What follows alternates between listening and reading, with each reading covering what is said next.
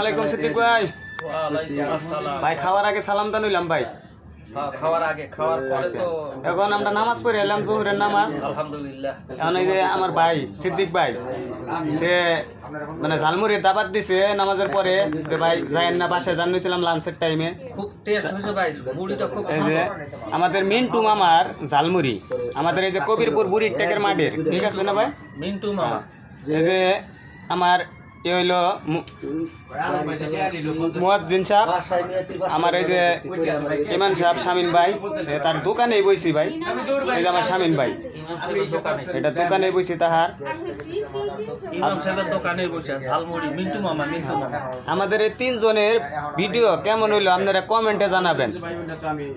আর নতুন হ্যাঁ, মাঝে মাঝে মুড়ি খাওয়া ভালো, হাট ভালো থাকে, মজবুত থাকে।